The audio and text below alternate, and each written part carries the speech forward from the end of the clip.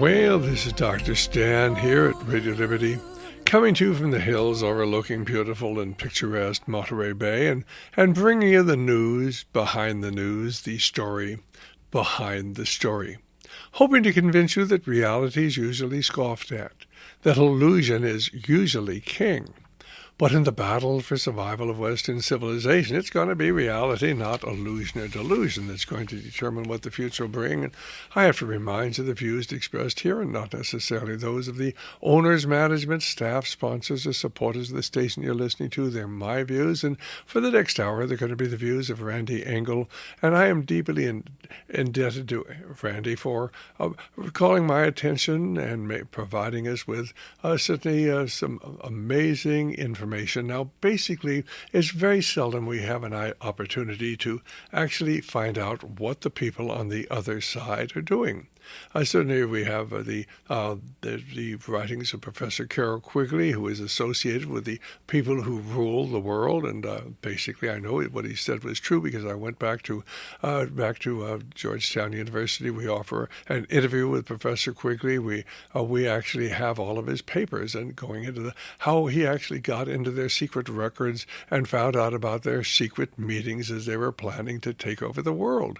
And certainly, there have been a few other times when we've talked to people who had first-hand understanding of what was going on. Colonel Daniel Marvin, trained as an assassin by the CIA, being told, of course, that they had killed President Kennedy and why they killed President Kennedy.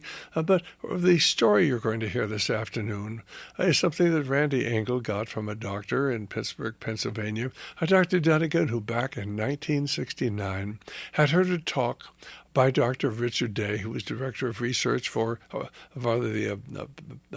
Planned Parenthood, I guess, medical director for Planned Parenthood, back prior to that in the late 1960s. And if you want to understand anything going on today, you have to read what this is all. We have it in a transcript form. We have it in a 4 CD set. And if you analyze what was said, it is the most amazing thing. How do we understand the contraction of our economy, the massive trade deficits we have? Well, it was all planned. How do we understand the terrorist attacks on America and how we have to submit to all these invasive manhandling there when we get to the airport or be exposed to radiation? Why, the whole terrorist system, the terrorist attack on America was planned back there in the 1960s. It is all planned. Randy Engel, that is one of the most amazing interviews of all the things we have. I think it's probably one of the most important for today. How did you ever happen to meet Dr. Dunnigan and have him tell you his story? Well, Dr. Dunnigan was a right-to-lifer here in the Pittsburgh area, and so it was inevitable that we meet. And I had known him about 3 or 4 years, and I had often talked about this. To use the expression, the New World Order. And I think in the back of Dr. Dunnigan's mind, perhaps there was a little doubt if, are there really people out there who are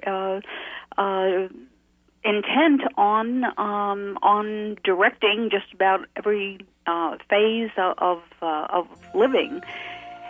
And so one day he asked me over to his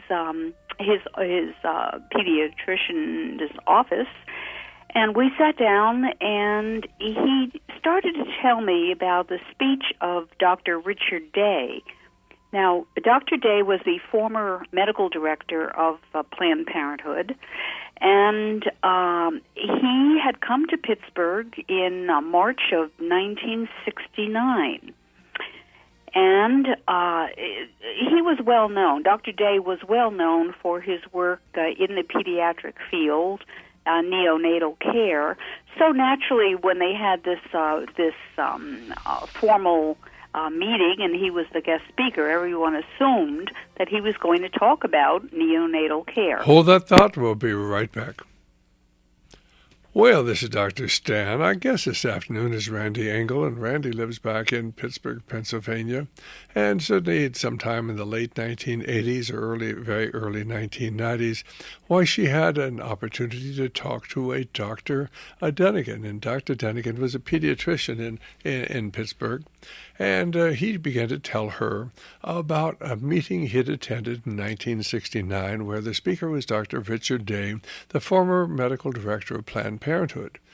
Well, of course, when Dr. Dunnigan attended this meeting, suddenly Dr. Day had said there will be no recordings, there will be no notes taken, but That's I'm right. going to tell you what the future holds. Now, basically, Dr. Dunnigan was pro-life. He was certainly a pediatrician. The story was so incredible. I first heard these tapes many years ago, and I had to track Dr. Dunnigan down and find out if it was really true, because certainly I have a certain responsibility to my listeners to be accurate. I listened to Dr. Dunnigan, I talked to him, I interviewed him, I believe he's telling the truth. But when did you actually record these interviews with Dr. Dunnigan, do you recall? Yes, it was the late 1980s, and I asked him if I could do let me backtrack a minute, Stan. He gave me, after this meeting with him, when he explained this 1969 speech that Dr. Day had given him, I received 2 tapes, and I'll never forget that moment, because I took the tapes after hearing him discuss all the information that Dr. Day had rattled off in his 2-hour speech, and I pocketed them, and then on the way home, I put in the tapes. Well, I have to tell you, I had a hard time keeping the car on the road. It was like I had the same reaction you had, and that was, can this be true? And I knew Dr. Dunnigan to be an honorable and a trustworthy individual, but as an investigative reporter, I felt that it was important that I do some tracking of my own. So I did go out and did some research on Dr. Day. Oddly enough, although he was a director of Planned Parenthood, medical director for quite a few years, there was actually very little in the Planned Parenthood library in New York City on Dr. Day, but I was able to get enough information, enough Hold that thought. We're going to be back here in just a moment. Well, this is Dr. Stan, and Randy is simply saying that when she first heard this story, it is so incredible. She just wondered if it could really be true, and like myself, she wanted to be sure that she wasn't certainly being taken advantage of, but certainly she was able to find out that Dr. Richard Day had been the medical director of Planned Parenthood, and of course, but you pick up the story there. Well, what I noticed is that I was able to glean from the text of some of his articles and some of the speeches that he had given previous to 1969. And what I found out, of course, was that there were that he had used very similar language to the talk that he gave in 1969. World I think his March 1969 talk on what he called the new coming world, new world system. I think that probably was as detailed a discussion as he had ever given. Nevertheless, I was able to confirm that, in fact, he did give this talk, and I was able to confirm the title because Dr. Dunnigan was good enough to provide a program for me of that night's activities, and I was able to do some follow-up. And what has happened over the years is that virtually everything that Dr. Day said would come to fruition has, in fact, become almost a part of our daily lives. And at this point, Dr. Stan, it probably would be good to start talking about, some of his predictions. All right. Well, you pick up the story there because you know it so well, so much better than anybody else I know. Go ahead. Yes. Well, one of in addition to the specifics of this new upcoming New World System, Dr. Day laid out some common premises that would dominate the system. But I think it's so important people understand, he was describing in 69 there was going to be this new world system, and we were going to do away with the old world system, as we certainly destroyed the infrastructure of this country, transferred our industrial potential overseas. I mean, this is 1969. But you go ahead and tell the story. Well, I think his initial remarks were not any surprise to Dr. Dunnigan, who was sitting there, of course, taking notes on napkins, since Dr. Day said no one could record his talk. And his opening theme was that under this new world system, there would be sex without reproduction and reproduction without sex. And what he went on to explain was that he mentioned specifically sex initiation or sex education programs in schools. These would be the vehicle by which the young child and then the young adult and the grown woman or man, their views on sex could be completely altered away from any connection between marriage and having children and raising children. Rather, sex would be simply a vehicle for and almost like a form of entertainment. And the section with reproduction without sex, that had to do with his explanation of in vitro fertilization in the laboratory, and the new techniques that would preclude normal marital conjugal relations, so that there would be no connection, and that would be made possible, of course, through contraception, through abortion, and finally through sterilization. So, as I said, that was a major factor in this coming New World System. And I asked myself, why would anyone want to promote promiscuity? Why would anyone want to destroy innocence? I mean, what's the idea behind that?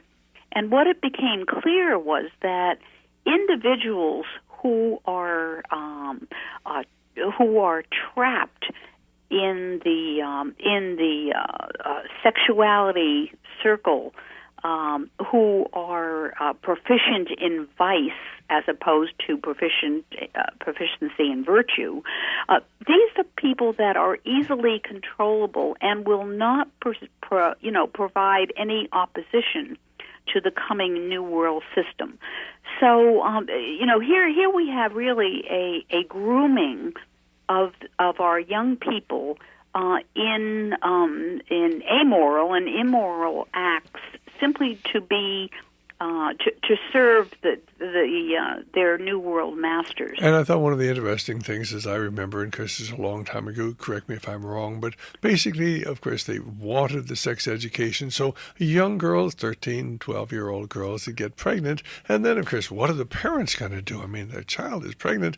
Well, they're going to have to support an abortion. After all, you wouldn't want to destroy this little girl's life. And so now the family is giving up their Christian concepts of morality and saying, well, it's expedient, we'll we'll just go ahead and abort the unborn child, and to save our daughter the embarrassment and the problems. And so now, of course, the families are beginning to shift in support of abortion because, of course, well, they had to do something because their daughter is pregnant.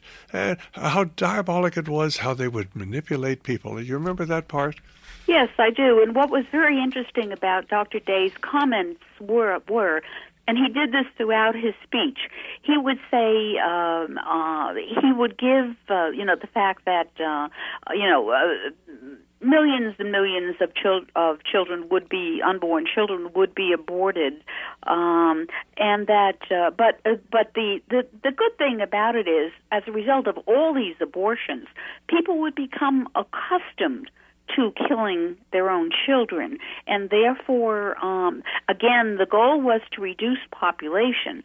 And you have to see abortion within this context that is repeated throughout the day talk, and that is the necessity of reducing population, meaning people, to what he would call sustainable entities. And of course, one of the most horrible things was the idea, and he said back in '69, we have treatments for cancer, but we're going to have to keep them locked up there in the basement of the Rockefeller Foundation. People are going to have to die of something. They might as well die of cancer. And ladies and gentlemen, they have had knowledge on how to cure cancer for a long time, but these wicked and evil people want cancer because, of course, it controls the population. And as he said, people are going to have to die of something. They might as well die of cancer. And if you've never seen anybody die of cancer, why, you can't understand how horrible this is. But there really are people out there with connections to the highest level of our government who have this philosophy. We're going to suppress the treatments because they're going to have to die of something. Go ahead. It's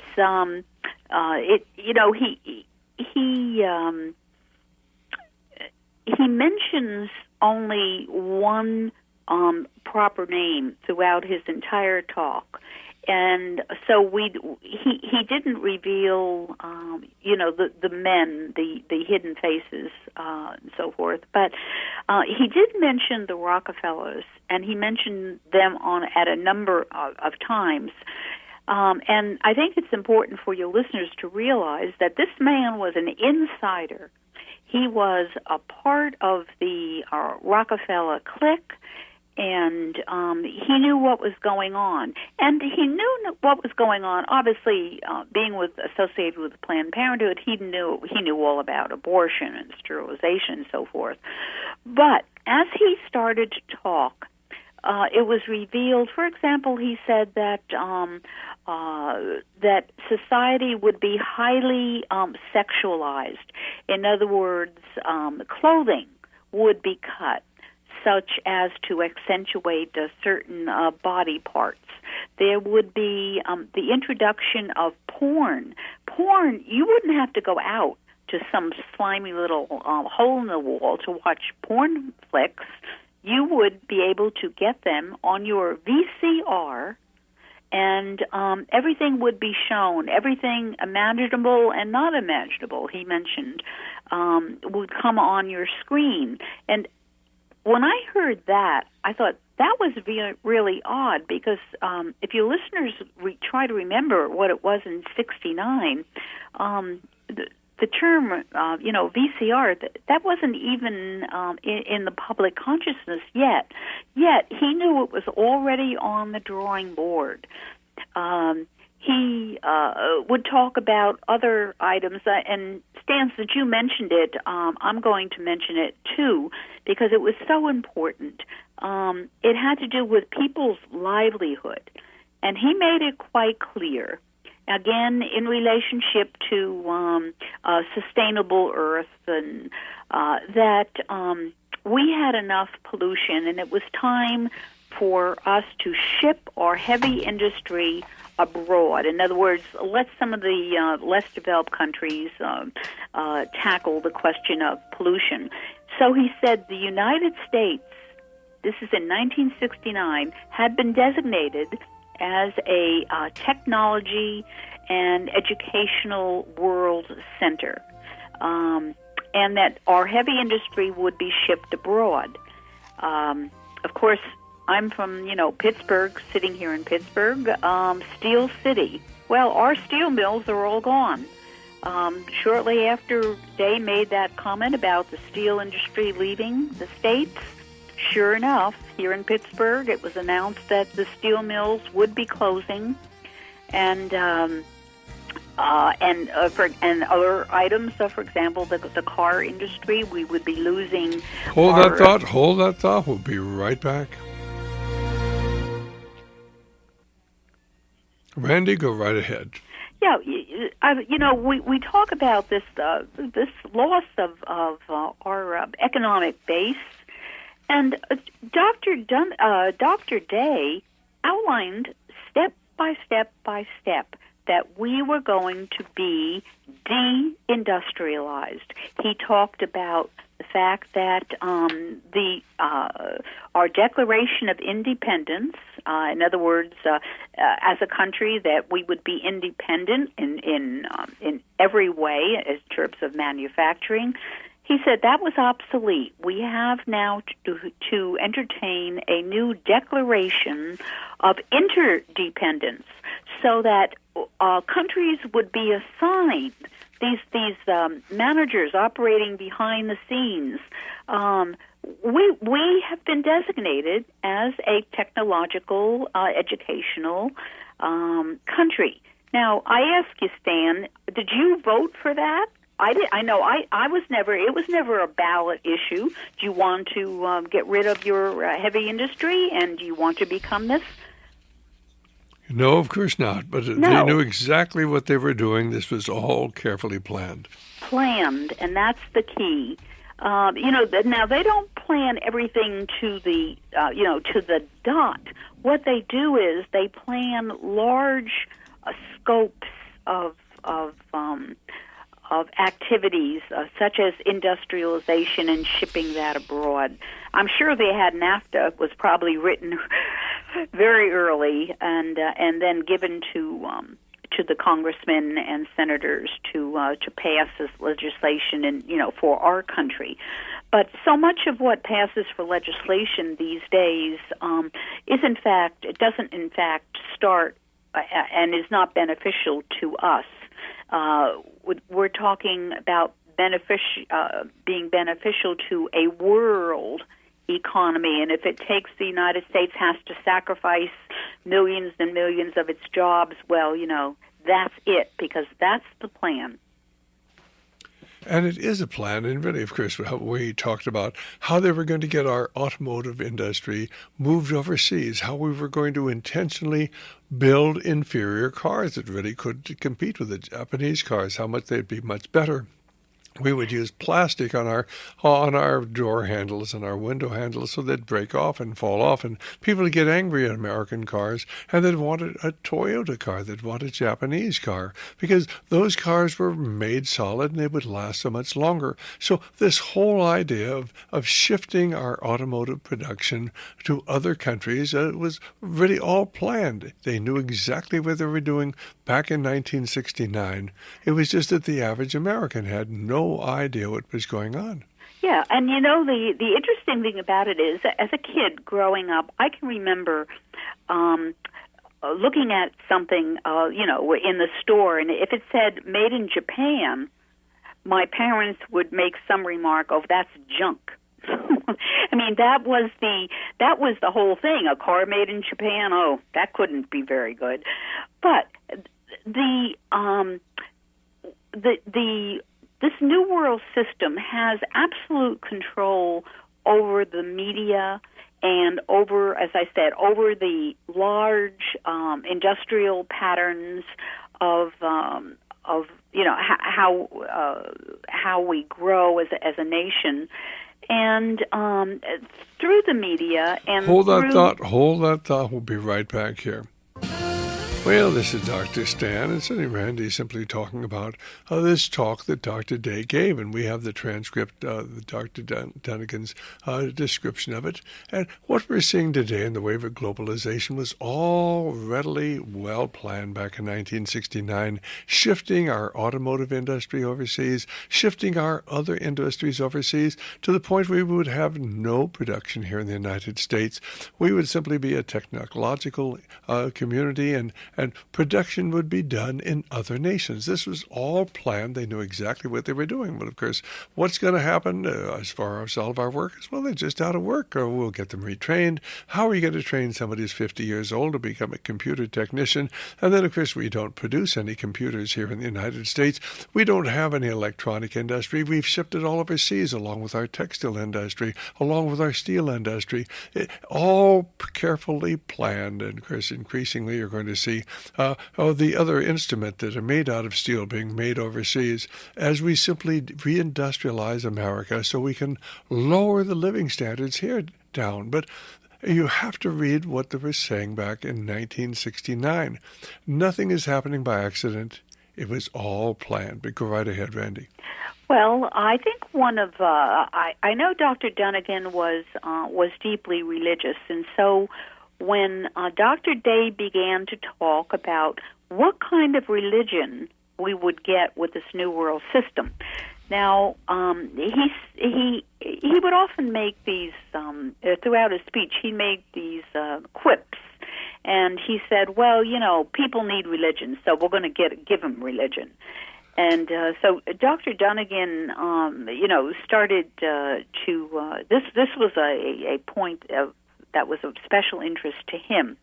And Dr. Day said that there would be, people need religion, so we're going to give them a new religion.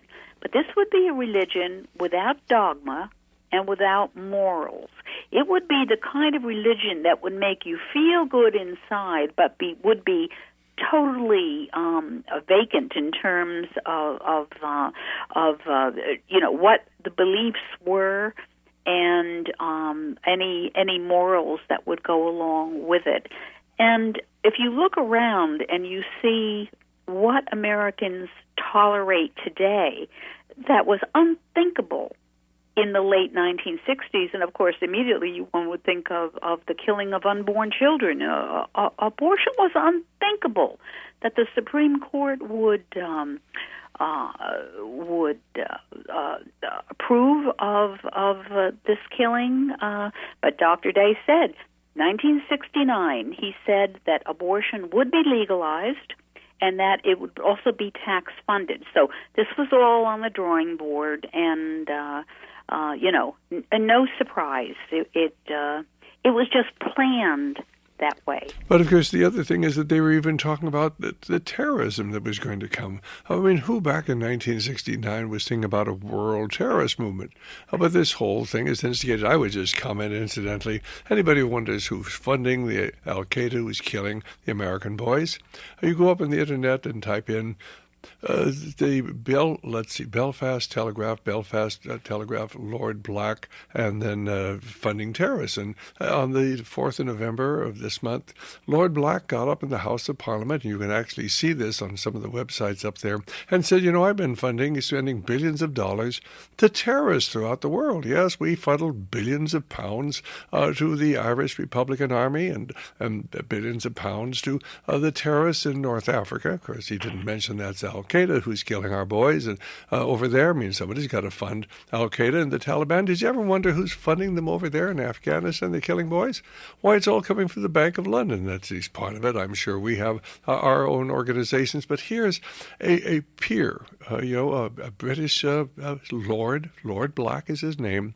Anybody wants to see the article, you can't get it, we'll be glad to send you a copy if you contact us, and just ask for the article on Lord Black or funding the terrorists. Here we have a world terrorist movement. We've got to have everybody patted down at the airport. We've got to have, these CT scans to protect us from terrorism. And who's funding it? Well, Lloyd Black says the Bank of London. He says, don't call the police. I mean, I'm just doing what I'm told to do. We're simply we're funding money to the terrorists. I'm not a money launderer. I'm a money washer, was his term. So basically, everything is planned, ladies and gentlemen. Nothing is that appears to be. Everything is illusion and delusion. And back here in 1969, Dr. Day, who is one of the insiders, is talking about this coming terrorist attack on the West. You want to pick up on that thought? Yes. Now, again, he said some of the most outrageous comments. He said that there would be a growing terrorist movement, and he said that would largely be confined to Europe.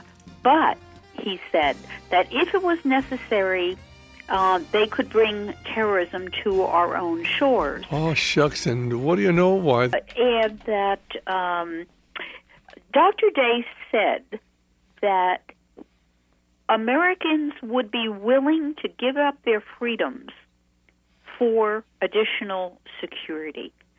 In other words, the people behind the scenes who are doing all this manipulation, they know what makes people tick. If they want to achieve a particular goal, they know how to manipulate public opinion in such a way as to achieve that goal. They can manipulate the mass media, and they can probably convince the American people to do anything they want. And I think that's exactly true. And we see this, how they're manipulating us now. They can get us angry. They can get us happy. They can entertain us. But people don't understand everything is manipulation. Certainly our television programs, many of them are designed just to confuse you or to frighten you or to entertain you so that you won't have any thoughts about what's going on. But certainly I'd love to watch History and the channel and Discovery Channel, because all of their programs, some of them are very interesting, but they always will come back to global warming. Oh, global warming is so real. Everybody knows global warming is real. Watch the History Channel programs on science and nature and certainly, and watch the programs on Discovery, and they'll always get around to global warming. Why do they want to get around to global warming? Because it's a fraud, but they want to convince you of something that isn't true. But if something is said often enough by enough people, most people will not challenge it. After all, how could everybody be wrong and me be right? They must be right and I must be wrong. So I'm going to believe what they want me to believe. I'm going to believe in global warming. But the television is used to form our tastes, to create our ideas, to form what we believe in. Go right ahead, Randy. Well, I'm sure when some of our listeners heard that the CIA had funded Gloria Steinem and the women's liberation movement. Hold that thought. We'll be back in just a moment here. Well, this is Dr. Stan, and certainly Randy was just saying how the CIA funded Gloria Steinem and the women's liberation movement, but the CIA has funded so many things. They've funded the communist movement here. They funded so many of the revolutionary movements. The radical left was all funded by one or another government agency. We certainly have books written by Wesley Swearingen, who was a member of the FBI for 23 years, and FBI Secrets tells how they were funding all sorts of these radical movements, but that's a different subject. Basically, our guest today is Randy Engel.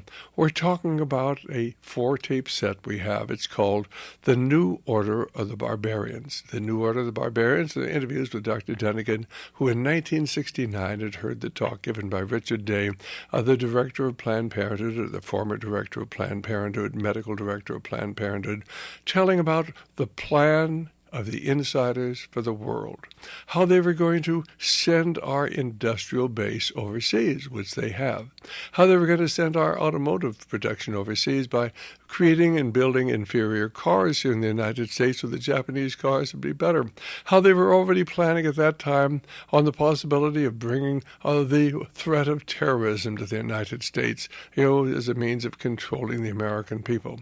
And he goes right down the line in 1969, talking about how abortion is going to be legalized, sex education is going to change the moral fabric of our society.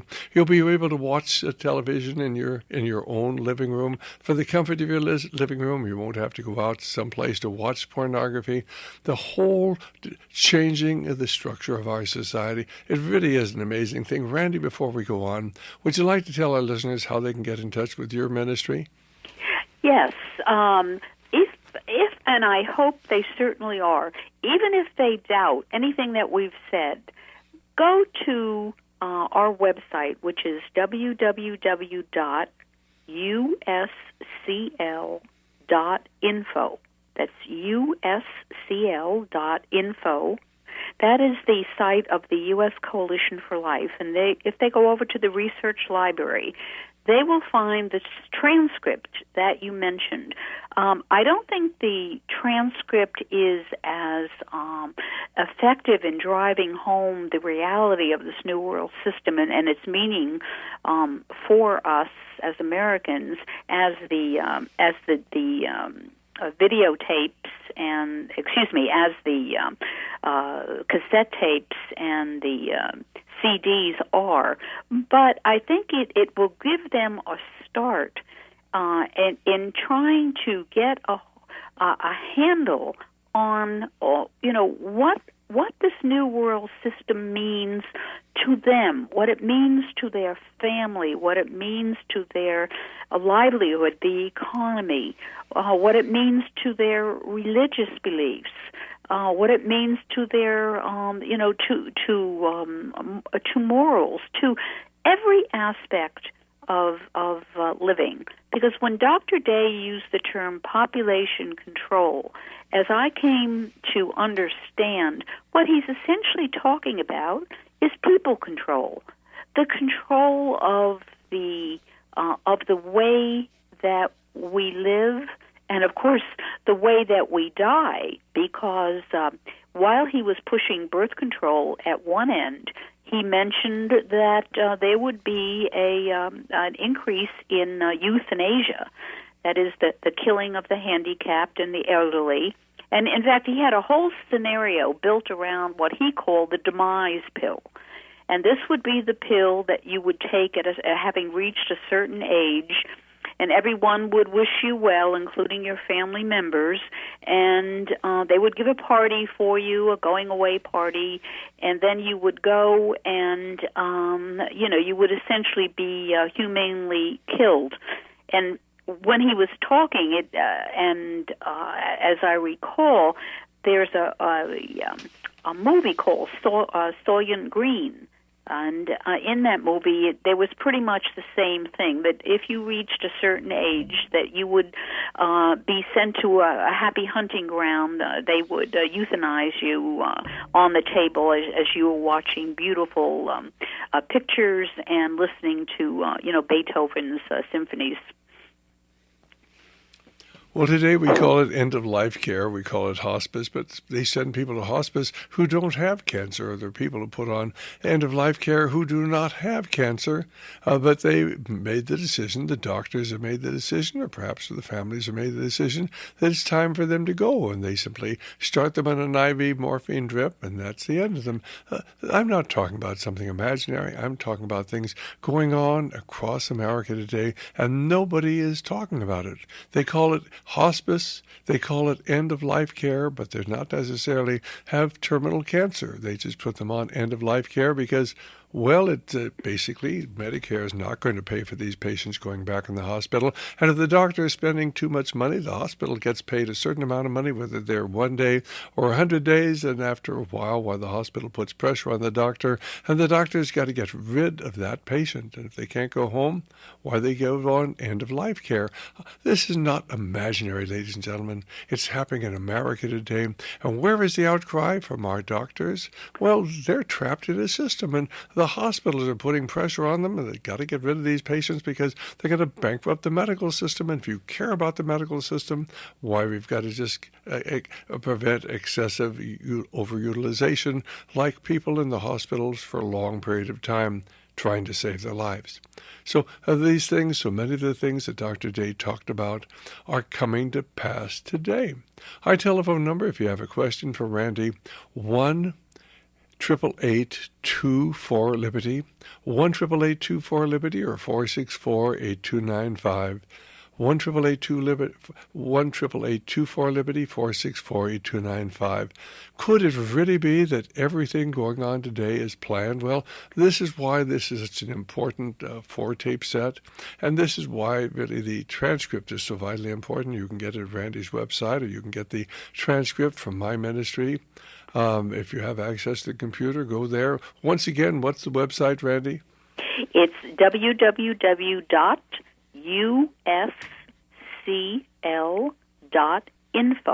I-N-F-O, and that's the website for the U.S. Coalition for Life.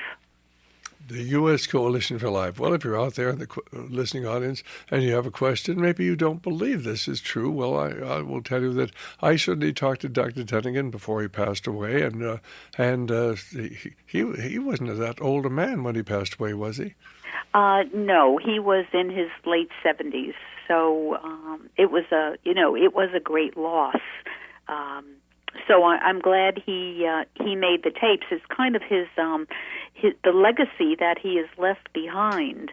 And there is no place on the web in which you can, there's a lot of talk about the New World Order, but this is an actual concrete statement made by an insider, very much at the level of that Quigley was able to talk about so well after his investigation of the movers and the shakers of the Eastern establishment. That's what one of the terms he used when he was describing the upcoming New World System. And, of course, this whole idea of the world order has been around for a long time. And, of course, they're using the financial and the military power of the United States to bring about the world government. Why do you think we have troops stationed in well over 130 nations throughout the world? We are occupying those countries, and those countries will do what they're told to because we have our troops stationed there. And the same thing is why we have 720 military bases throughout the world. Who are we protecting ourselves against? We're not protecting ourselves against anybody. Basically, what we're doing is actually, of course, this is the basis by which we control other nations. When you have your military forces there, they will do what you want to. And certainly we rig elections. If you haven't read the book, Confessions of an Economic Hitman, John Perkins' book, Confessions of Economic Hitman, he was part of this. He talked about how they simply sent in their assassins to kill world leaders who didn't want to go along with what was going on. It must be true because the State Department put up pages there and just attacking John Perkins, saying what an irresponsible person he was. And all it did was get more copies of his book sold. And because he wrote another book, America's Secret Empire. We do have an empire, ladies and gentlemen. It's all about the New World Order. And there's not one person in 1,000 in America who really understands what's going on. Our telephone number, 1-888-24-LIBERTY, 464-8295. Our guest is Randy Engel, who was kind enough to allow us to reproduce the tapes that she had got from Dr. Dunnigan. And then, of course, we have my own interview with Dr. Dunnigan as he tells this incredible story of what he had actually heard back in 1969 as the whole future of the world was laid out. And he was listening, and of course, Dr. Day kept saying, people don't ask enough questions. I mean, they don't, it should be so obvious what's going on, but nobody questions. And it was almost as if he lamented the fact that this was coming to pass, and nobody seemed to care in 1969. Well, let's go on to another area which I think will be of interest to the listener, and that is his whole scenario on banking. He made it very clear that we would have, at the time that he was talking, credit cards were just coming into being. But he said, of course, we wouldn't, less and less would we be dealing with cash. We might carry some change for bubble gum, but actually he said everything from groceries to clothing and so forth would be put on. And he mentioned two things. He mentioned credit cards. Well, that wasn't too surprising because they were just coming into vogue. But he also mentioned debit cards. Now, debit cards, if you recall, came in much later. But he knew in 1969 that, I mean, he called it by the very correct name. He didn't say something general. He said debit cards. And so if we look at the whole banking system, that was all on the drawing board. And if I don't care if I repeat myself, and it's planned that way. And somebody is back there planning all of these things. Let's go to Dave, who's calling us from Wisconsin. Hi, Dave. You have a question for our guest? Yeah, I was wondering, is Dr. Day still around, or did he die? No, he died many years ago. Do you remember when he died? Let me see. No, that would have been, I think it was probably in the early 1980s. If you would care to contact either Dr. Stan or myself, we'd be happy to give you the details of his death. And I do recall, though, that he was buried in one of the Rockefeller cemeteries. Well, that's interesting, isn't it? It sure is. And in fact, I think you can certainly look it up on the internet. I looked it up, and he may be listed in Wikipedia, as I remember. I could be wrong on that, but it does mention when his death is on the internet. You can find that. And that's Richard Day. Anything else? Well, I was just wondering also, is there anybody, so to speak, that's maybe taken over as a spokesman for, like he was, or are they all kind of keeping it more quiet? He never should have told what he did. It's sort of like Lord Black getting up in the Parliament just earlier this month and saying, "Yeah, I'm funding the terrorists throughout the world. I'm funding the terrorists." You're not supposed to say that sort of thing. I wouldn't want to be the fellow who has the life insurance on Lord Black. That's true. Okay, anything else, okay. Dave? No, thank you very much. God bless, You're and welcome. certainly, they've managed to keep this information fairly secret. I mean, certainly Randy's got these tapes out all across America. We've tried to get them out. But really, because the thing that shocks me mainly is that most people, even though they hear the story, don't want to get the tapes. They don't want to get the transcripts. They're just too busy living the good life. Well, the good life's coming to an end, ladies and gentlemen, because, of course, if you read what Richard Haass, what Mortimer Zuckerman, both trilateralists, say in this last month, why, of course, we're moving into a period of austerity, we're moving into a period of lower living standards, and they're going to simply destroy the lives of most of the people, at least in this country, as we move from a middle class to a lower class society. Will be two classes, the elite and then the common people. Go right ahead. Yes, it will be the drones. And they know exactly what they're doing.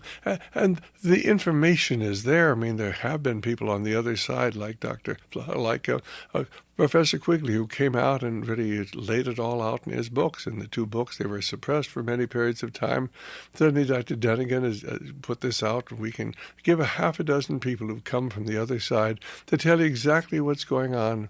But, of course, the average person is totally unaware of it, or if he is, he said it couldn't be true, because that you're suggesting is a conspiracy, and there's no conspiracies, and yet The word conspiracy simply means a couple of people getting together and plotting in secret. And there have been conspiracies down through the ages. If you go to the Holy Scriptures and get out your concordance and look up the word conspiracy, they use it over and over again. I figure if the word's good enough for God, it's good enough for us.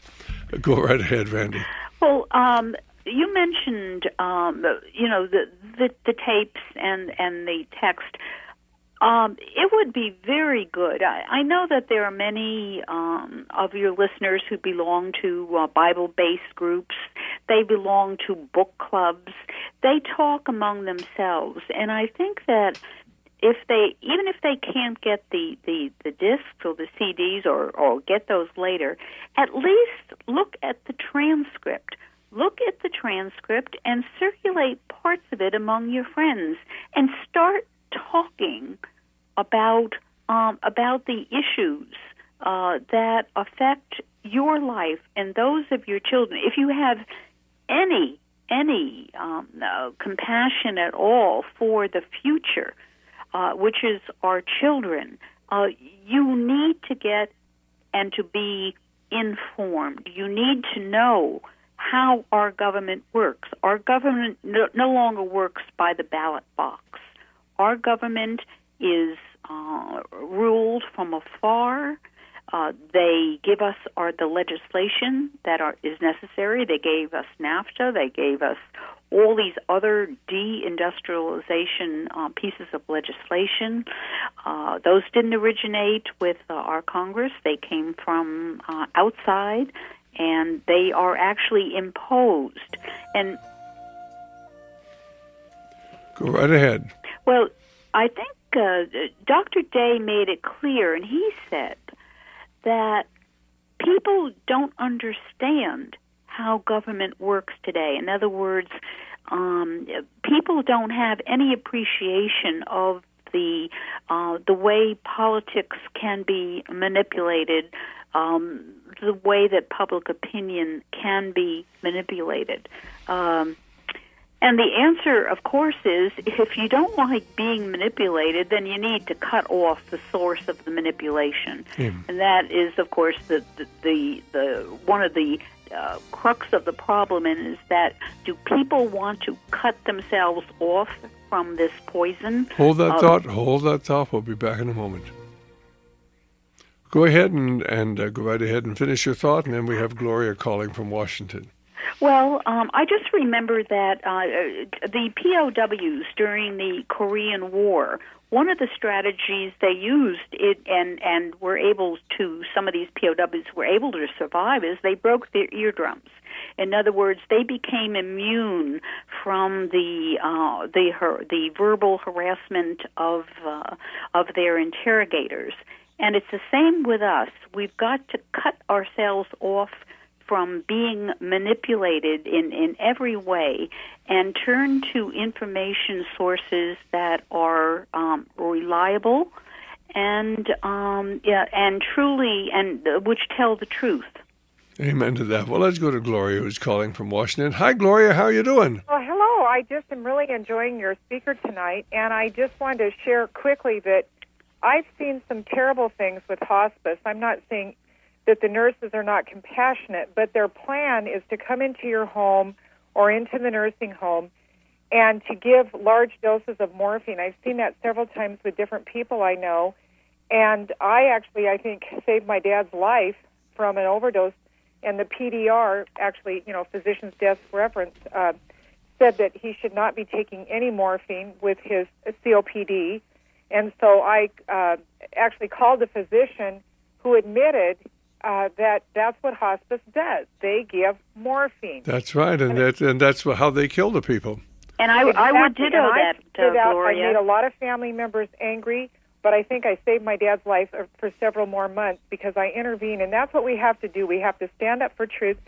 And a lot of even Christians are sucked into thinking hospice is so wonderful, and it's a killing machine in some cases. Another thing I've seen, they'll give people some kind of drugs that make them really excited and out of control in a nursing home setting, and then it's just terrible. And then all of a sudden they they give them the morphine that really calms them down, and then they die. And I've seen that happen several times, too. So I just really appreciate the fact that she brought that up. And are you familiar with Ron Panzer, Hospice Patients Alliance? No, I'm not. Oh, he's a wonderful Catholic that started this. He was a hospice nurse, and he has done a lot to expose. Why don't you call me off the air and give me the details? Maybe we get him on. I'd love to get him on, okay? Okay, thank you. God bless. Thanks so much, Gloria. Well, I guess... And, Stan, I would mention at this point, if you've got a living will, it's a death warrant. Get rid of your living will and get a pro-life will that will give you the life support and the treatment that you need when you are in critical care. I think it's an excellent point. Hang on there. We'll be back in just a moment here. Well, this is Dr. Stan, and certainly Randy Engel was just commenting. If you have a living will, get rid of it. Get a pro-life will. You can get that through her organization. Believe me, ladies and gentlemen, they know exactly what they're doing, but they don't want you to know exactly what they're doing. That's what the living will is all about. Only it's not a living will. It's really a deadly will. Well, Randy, we're out of time. God bless, and thank you so very much for being with us. I think it's such an important subject.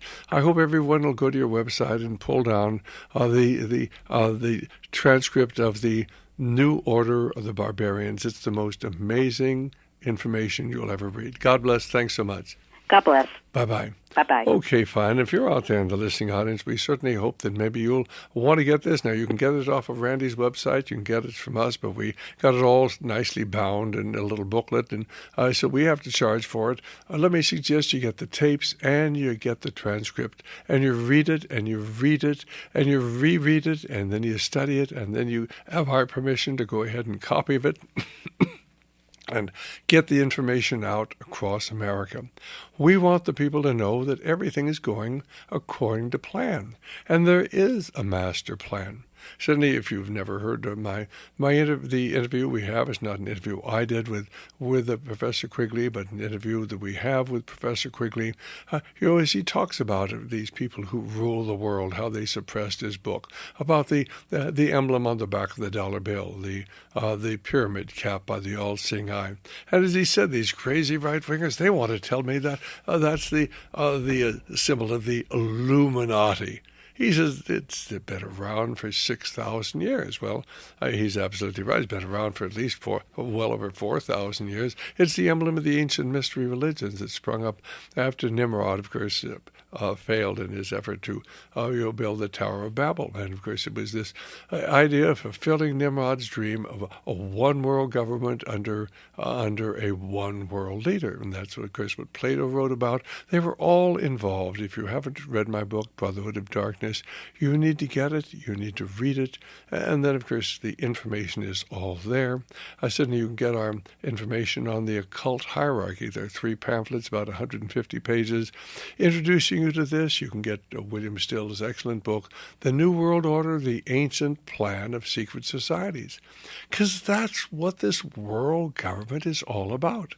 And then certainly you ought to get the 4-tape set, The New Order of the Barbarians, and of course you can get the transcript, or you can get them both together. But you need to understand it's very, very rare that somebody on the other side ever comes forward and tells us exactly what the plan is, but you'll read the plan right here. And I believe this is accurate. I interviewed Dr. Dunnigan before he passed away, and his information, I believe, is valid. Our telephone number, of course, is 1-800-544-8927. 1-800-544-8927. Our webpage is radioliberty.com. That's radioliberty.com.